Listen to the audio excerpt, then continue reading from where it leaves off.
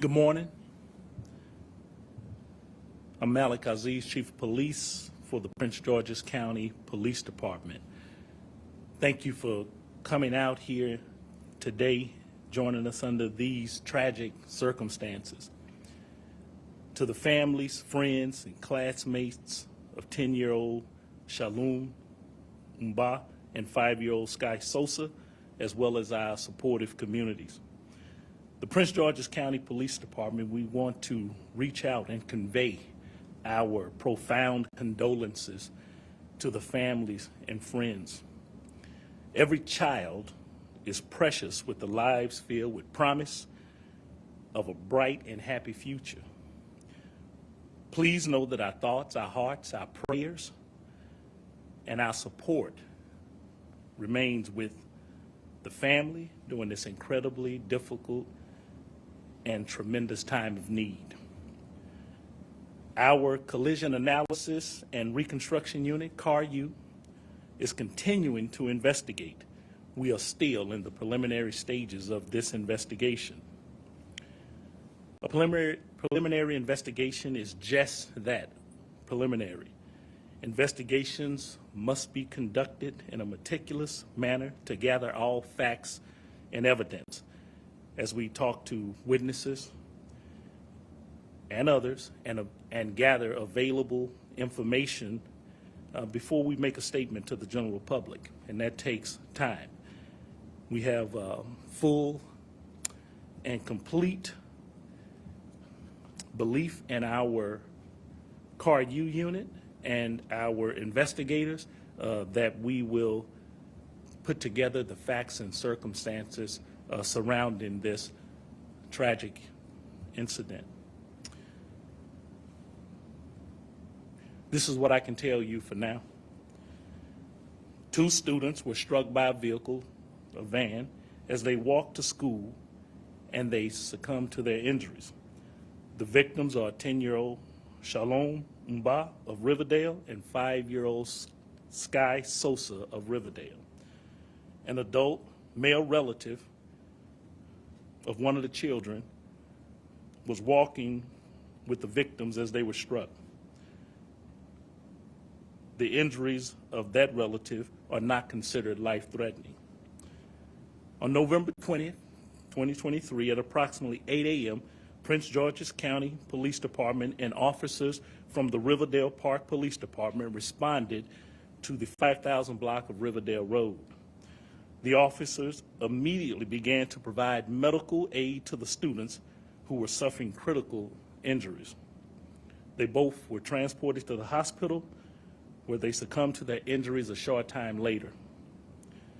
The preliminary investigation revealed the involved driver, an adult female, was driving a van southbound on Taylor Road toward Riverdale Road.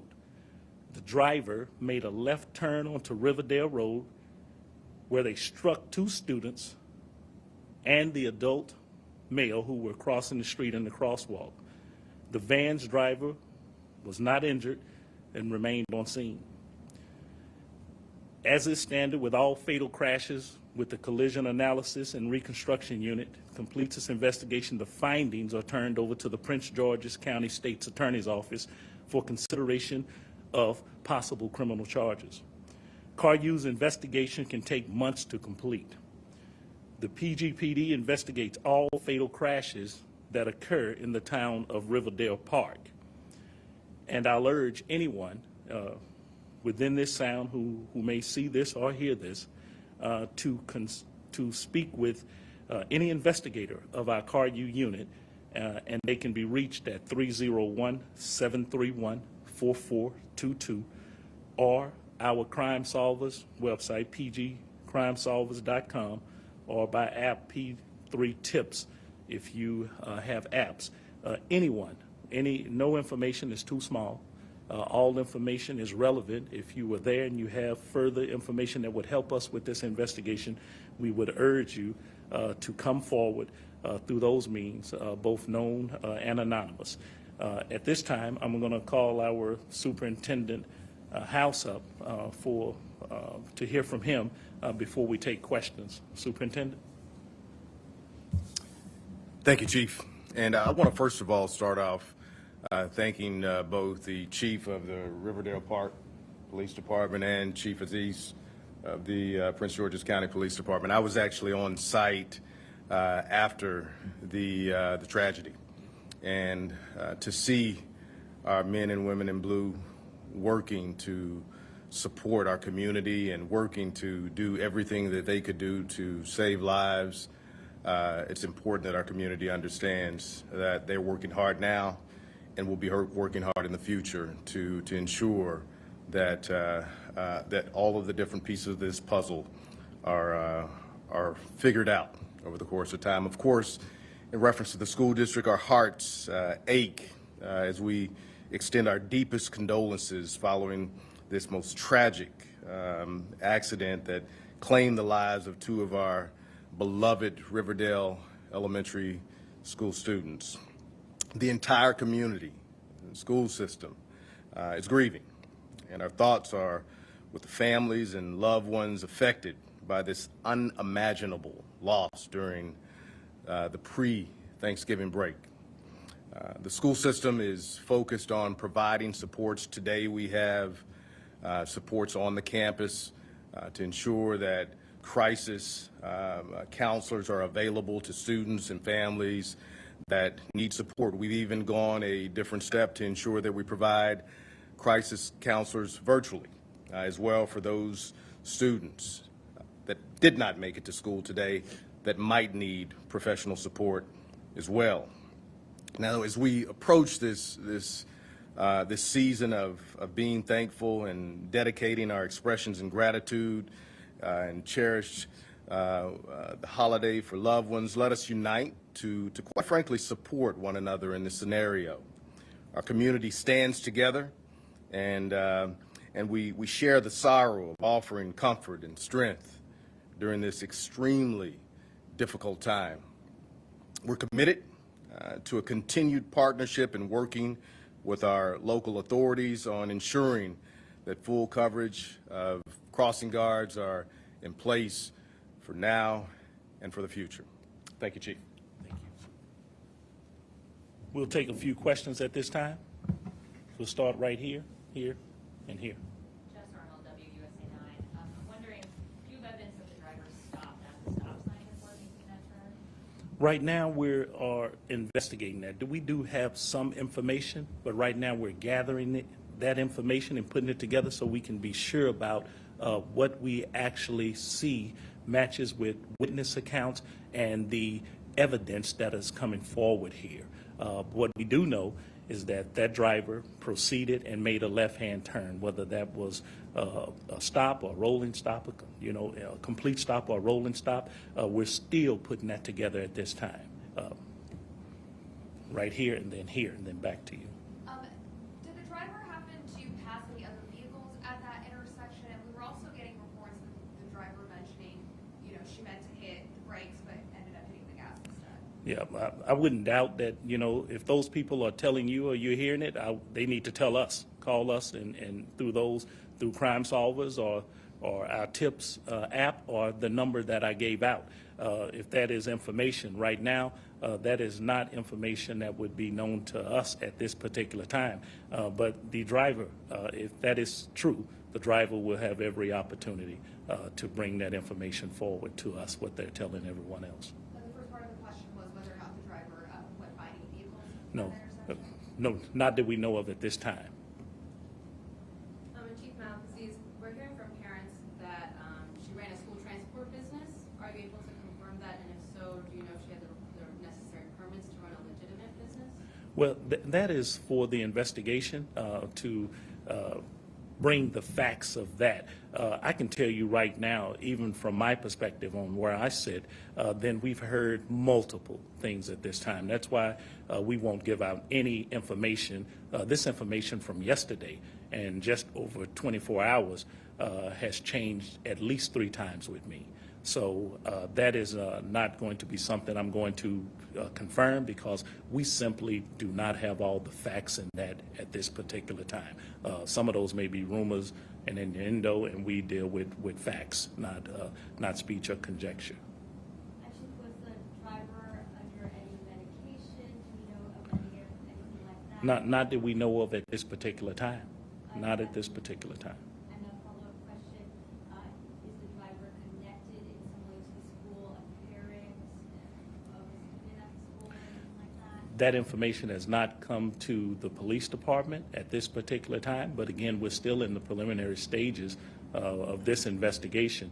I think as the facts come, as you heard the superintendent and his words, we work in a close, connected partnership with Prince George's County Public Schools. We work in a very robust, vibrant relationship with Riverdale Park, with all of our municipal chiefs, and we'll get to those facts with the school if they are indeed true. If the superintendent has different facts, then I'm sure he would come to the lectern here. If you have any different facts, Super? No. Okay, all right. Well, we was back on this side, and then we'll come back. Fox 5, we were hearing from people in the neighborhood that there was a crossing guard in the morning. They did see the crossing guard in the afternoon, and other parents had said to us that they did not see crossing guards in the morning for this school year. So could you or the superintendent clarify what was supposed to be there, if anything? Yes, let me start out by saying this. We lost two of our youngest people yesterday. Families are grieving today. Two families, friends, are without their children today, this morning, in a time where we are gearing up to give thanks for all the blessings that have been bestowed on us for a year. That's what we're getting ready to do. So I don't want to take away this from the family that I opened when I said they're in our thoughts and our prayers, they're in our hearts, that we have every intention of honoring the families.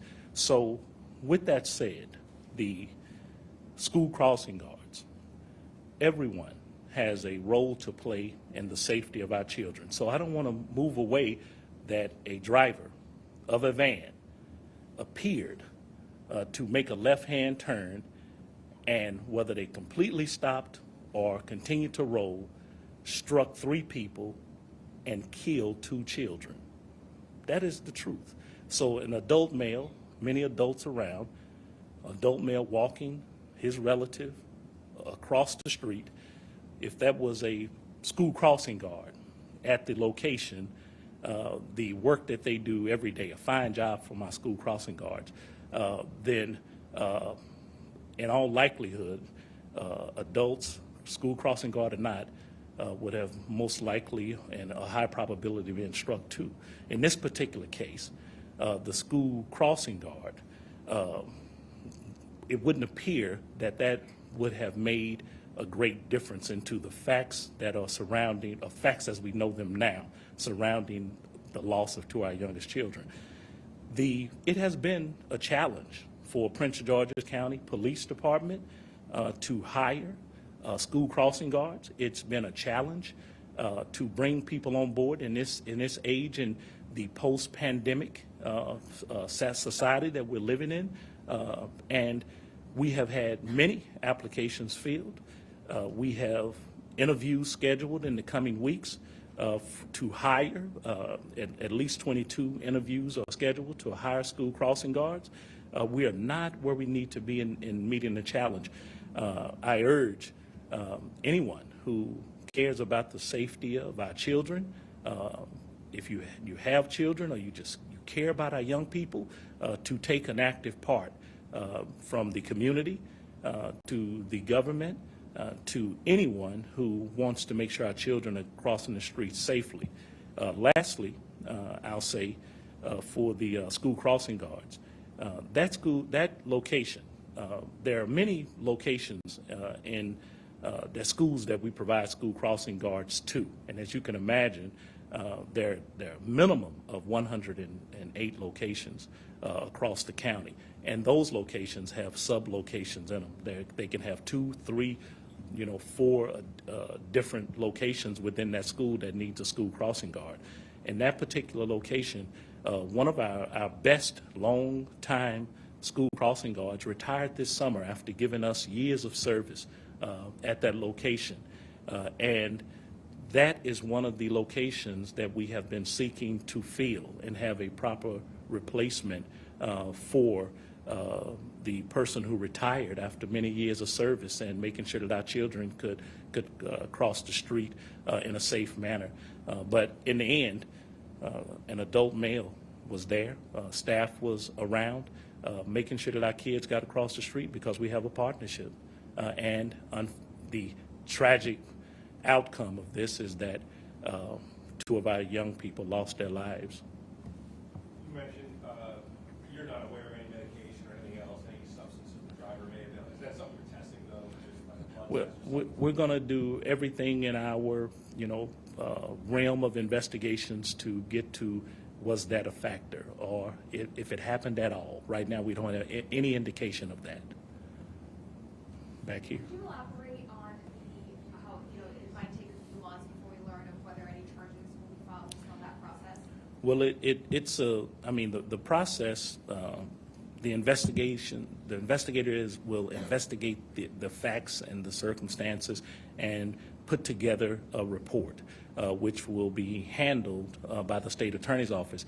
But there are a lot of things that we wait on for a report to be complete, from